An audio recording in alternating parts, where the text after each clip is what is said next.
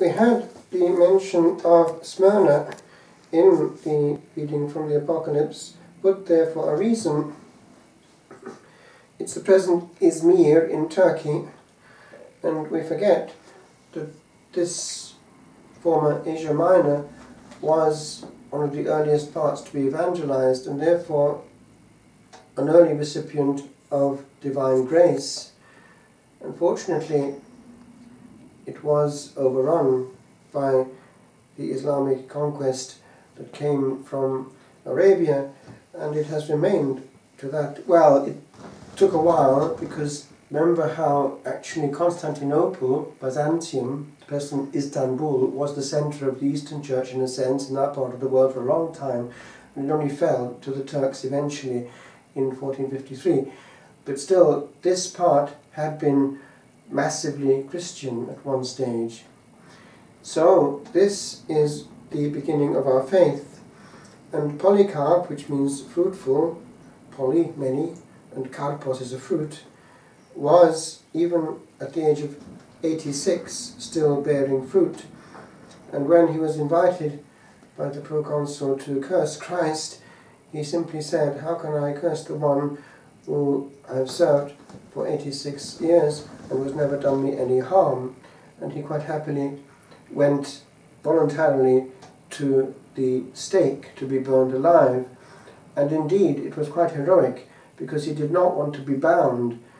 He knew that the will to be conformed to Christ on the cross was sufficient to keep him there against all instinct to flee the burning flames. And we have a contemporary testimony as to the exact nature of the martyrdom. His body gave off a beautiful odour as it was being burned, and the flames sort of went round it in a strange way. But he was nevertheless obviously on the cross. It's not an easy way to go. One time when I was still in school, I was sent to Rouen in France for a month during the holidays to have full immersion in the French, and it was the place where another person was burnt alive, St. Joan of Arc, by now patron saint of France, and she was only 19 when she underwent this ordeal, and every year on the anniversary of her martyrdom a bouquet of lilies is thrown into the Seine, the river that goes there, and there are many traces of her there. In fact, a very powerful grace came to me in the church of St. Joan of Arc in that place one Saturday evening. It was a powerful sermon I heard, which had a huge effect on the rest of my life, because he preached on the nearby monastery, La Trappe, and eventually entered there as a result of that sermon. But that's another story. The place was holy, and we were aware of the sainthood of this damsel, who, remember, was chosen as a poor vessel. She couldn't even read or write, because when she signed, she had a little cross there and still on manuscripts, and she was having to face even threats of torture. But she was the little damsel that the Lord had chosen to try and separate France from English influence, foreseeing that if it remained under the power of the English, it would become Protestant as time went on. So it was stopped, and she was the one who had to get to the Dauphin, who was the rightful heir of the throne of France, and make him stand up for his rights. It's a long story, but a fascinating one. And at one point she was actually imprisoned in a huge tower, up, and she jumped and freed herself against all danger of losing her life by a massive jump. That's the courage of this girl, who went to war on horseback, dressed as a knight, with the most powerful soldiers that she could find, and the Dauphin was in the midst. And it was one Dominican father who was faithful to her to the end, and as she was dying he would hold up the crucifix to her lips as she was breathing her last. This was another person who endured that terrible, terrible torment of being burnt alive. Just this day I was thinking about the way in which these holy people went into the beyond under atrocious pain, thinking about someone else closer to us in history who had a very different end and almost the reversal of it. it's only really in times of world history a few years since Adolf Hitler committed suicide at the end of the war, thereby ending the war.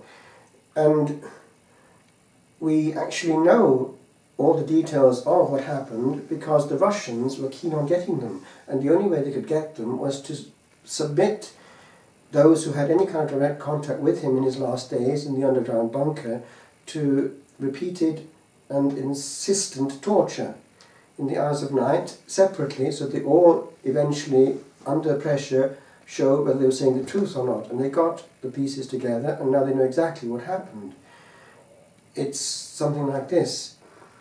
He had married civilly Eva Braun the previous night, and they had been toasting to a happy future, but with a black cloud over the whole lot because there was no future, and they knew it.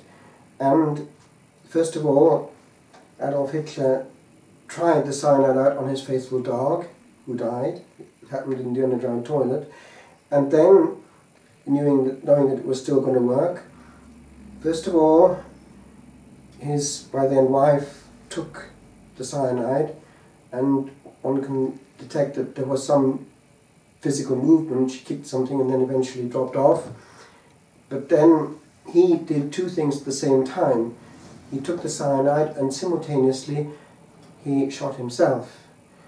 And he had given orders, strict orders, that all the remains should be burned.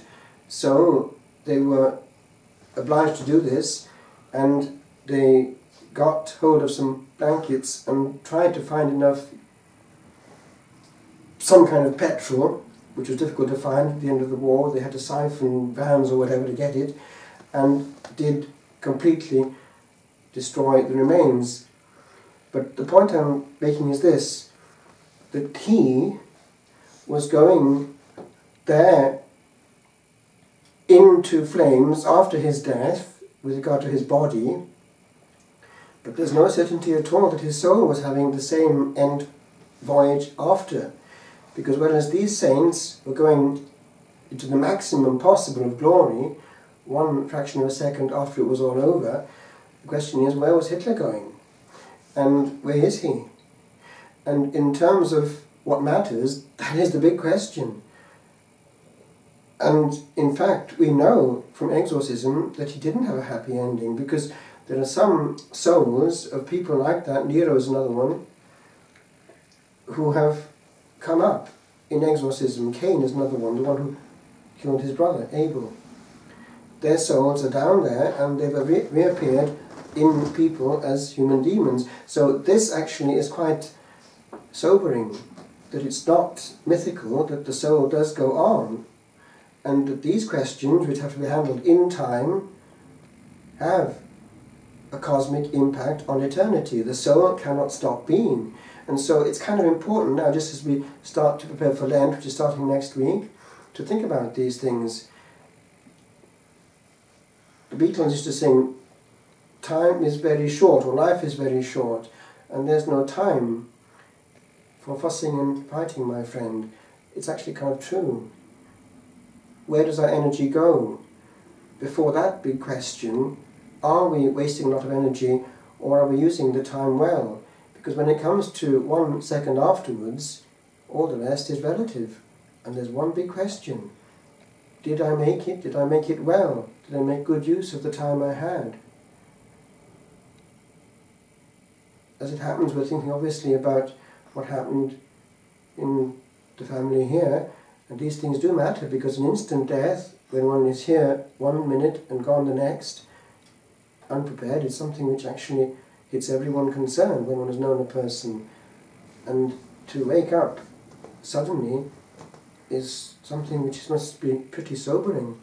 So we just have to ask the Lord will embrace these souls, two of them together, I believe, who died in the same accident, in His mercy, knowing that He can apply this already outside time and reach them at that moment, because the Lord would see this happening, see this Mass being celebrated at the moment at which they were meeting Him, and we can be sure that He can apply it and jump over the years, the days, the months, and reach them there at that point, and already applying the power of this celebration, pour the precious blood upon them and give them that grace that they too can face Jesus and His infinite mercy. So that's the context. We have power here at the altar, and we ask the Lord to apply it right now.